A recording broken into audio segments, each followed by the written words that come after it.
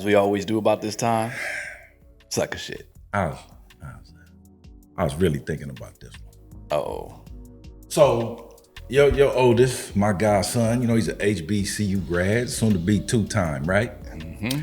So I was thinking about that, man. And remember back in the day, they used to have the LA Classic. Yes. At the Coliseum. Yes. They would have the 2 HBCUs come out here and play, and everybody be in the Coliseum. It was the Black Family Reunion. Yes, sir. Yes, sir. But here's what's crazy about the HBCU, the LA Classic. The stands would be half empty during the game. Then at halftime, it's packed to see the bands. Yeah. Right? So people wasn't interested in the game, they was interested in the band, right? Mm-hmm. And I was thinking, that's how we live our lives as Black people. Can't tell you nothing about crypto. Can't tell you nothing about education, relationships. But we know Love and Hip Hop Miami, LA, Cleveland, Puerto Rico. We on TMZ.com every morning like that's the damn daily news. We can gossip with the best. Look, we got church lady level gossip skills. We all love those marching bands and halftime shows, but we not about the game that's really gonna help our people.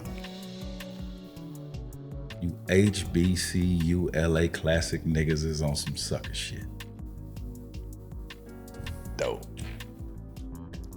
Got one more. Wow. Boy, you went deep on that one. Hey, that was nice. Mm-hmm. That was nice. All right.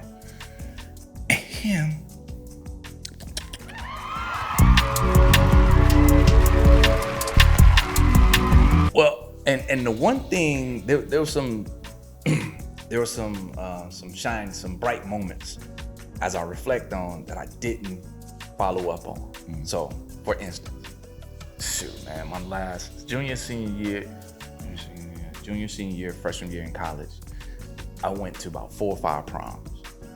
I only paid for like one. And paid for is, I put that in air quotes because I was working. I probably wasn't, but anyway. So, but the women, the girls, they paid for it. Mm-hmm. Parents paid for it. Old parents' cars, back and forth. And I didn't even click into that then. Like, damn, I'm the prize. So now, 49 years old, and there's a lot that happened in between. I'm just saying that to bring me to this journey now, when we talk about the shift in what we're doing and what we're lifting up is we want to shift the narrative of Black men. We want to shift and add and let people know who we are as we come into this conversation. But when I come into this conversation talking about relationships, and I am a relationship coach, I'm a life coach, I'm all that, consultant. When we talk about relationships, I got to at least be honest about where I came from in that journey.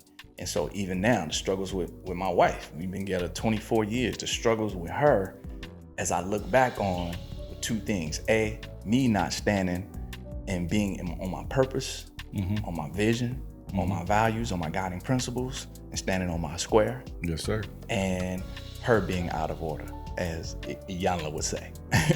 So those 2 things were disastrous for our relationship. So as I start coming into who I am and what I'm about, our shit start to shift. Because I start to say, hey, listen, this is who I am. This is what this is gonna be. Here's the program. and if you don't like it, I mean, this is the program. And we're gonna make a commitment. We've made this commitment, and I'm committed to being my best self, and I'm committed to this vision of our legacy of our family. Well, what comes into my mind is, I've had a front row seat for a lot of your 24 years, but it's the learning how to dance together. You know, Fred Astaire could dance his ass off, but he was much doper with Ginger Rogers. But it wouldn't have worked if Ginger wanted to lead the dance move. Right. They were magic on camera. You ever seen two people dance and they both try to lead? Oh, that's a disaster. That's a monkey fucking a football is what it is. That's what it is. And so we have these relationships where people are like, oh no, we're partners. Mm-mm. No, we're not. Nah. I'm going to lead. Right. And I'm gonna lay this out. It'll probably upset some people. Whatever, I don't care. Here's the aspects of leadership. Okay. Number one, first of all, in order to lead, you first must be able to follow. Yes. Okay. You have to be able to take orders and execute for one day to lead. Mm-hmm. Under my uncles, under my mentors, the men who helped raise me, I followed them. I learned how to follow leadership. Right? Number two, the leader is the first to take the blame. Absolutely. The leader is the one that says, my bad. Now, I don't know this, we don't have a data point, and I have not done the research, but it is my opinion that my bad was not created by a woman. I think that was a man that said that first. Now, you might want to do, D.O., you can go look in the archives. You know what I'm saying? It might be Butch Jenkins is credited I'm not so sure as the first one to say my bad, right? I'm not so sure I heard a toothpick coming out the side of his mouth. He's at a railroad track with some overalls. He's like, my bad. Yeah, he's like, my bad, dog. But you have to stand out front and take the slings and arrows. Okay, it's no different than you'll see a coach or a quarterback after the game, and the quarterback played a great game, and he'll go, or the coach coached a great game, had a great game plan, and somebody messed up, and he'll go, it was my fault. I didn't have them prepared. Right. Everybody saw the game. Right. Everybody saw what it was, but the leader steps out and takes the slings and arrows and takes the pressure off the team. Yeah. Okay? So that's number two about leadership. So if you're a person that would rather be caught dead than dead wrong, you can't lead. Mm-hmm. All right? Number three, I was raised in a family full of what we would call quote unquote strong women. And all of those strong women that I was raised by, and you've been around them, mama don't take no mess. Mm-hmm. They require strong male leadership. Yes. One of the falsehoods is, I'm too strong. That's why you can't handle me. No. Strength requires strength. What you're projecting is ego and weakness. Yes. It's not strength, it's a headache. Mm-hmm. And people would rather just take some ibuprofen and walk away from your ass. Yeah. Advil on deck and I'm out. I did not say ibuprofen correctly, but don't worry about that part. Yeah, it's okay. All right. And to your point, having this conversation yesterday with one of my guys, he was talking about his relationship. He's gonna get married. It didn't work out. Mm-hmm. Some red flags, but he was still, trying to figure out. Man, if she could do X, Y, and Z, man, we could work this out. Similar situation, raised by a single mom. So heard his mom and her friends talk shit about men.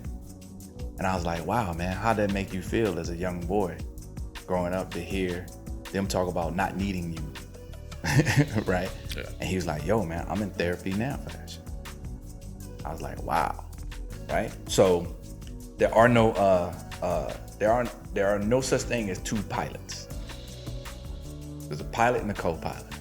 No such thing as two presidents. No such thing as two coaches. No such thing as two point guards. Spock wasn't like, hey, Kirk, get your ass out the chair. Right. It's my ship now. I got this. Oh, we got this. Right. No such thing as two CEOs. Right. Yes. So, it's about playing a role. And for the women, our women out there who say, no, we both can lead. I say, when the door get kicked in, you leading with me to protect this house? Well, here's I think we have a huge gap of a misunderstanding about what leadership is. And I think what sometimes people do is project how they lead onto other people. Mm-hmm. Selfish people don't care about other folks. Right. But the fourth thing, because I said 3 other things, but the fourth thing about leadership is you pretty much put yourself last. Yeah. Your care and concern is about everyone else. Absolutely.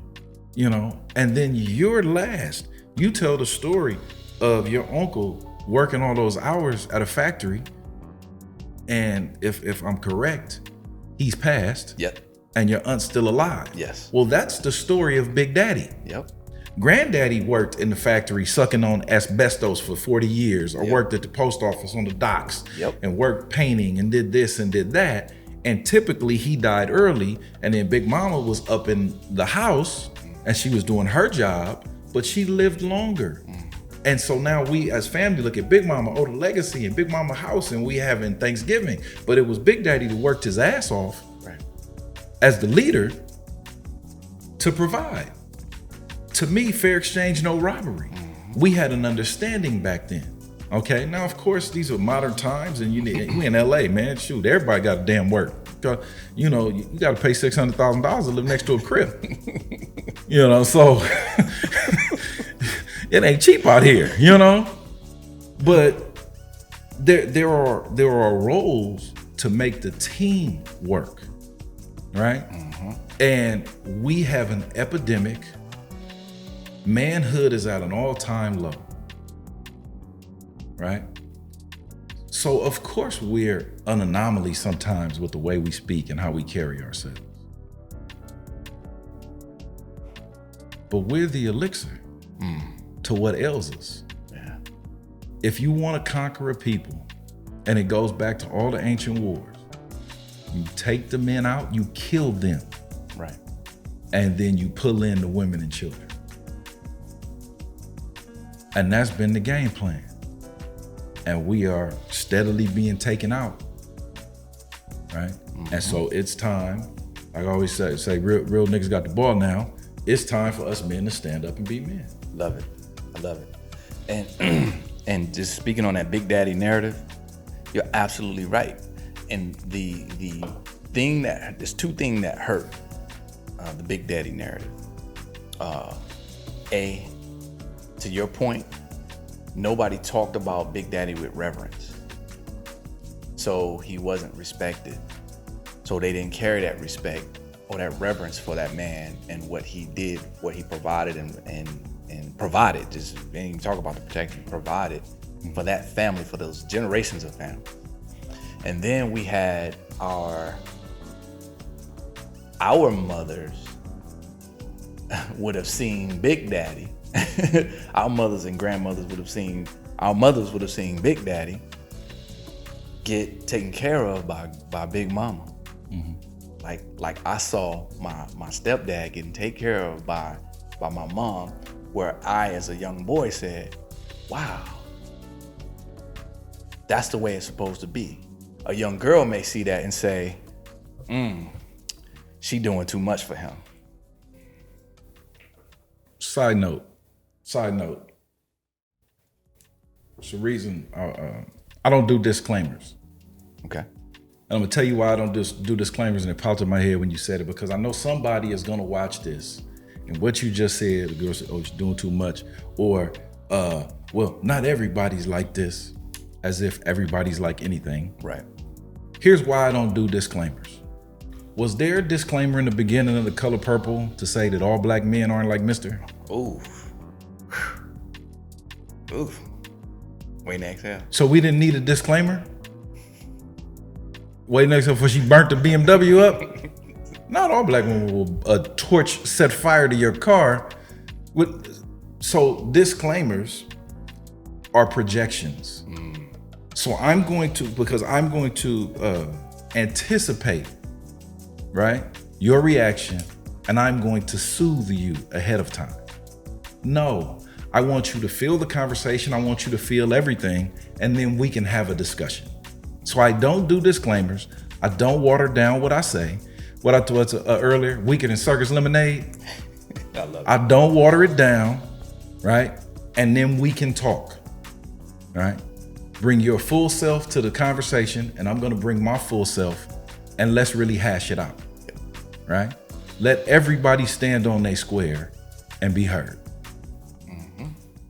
Yeah.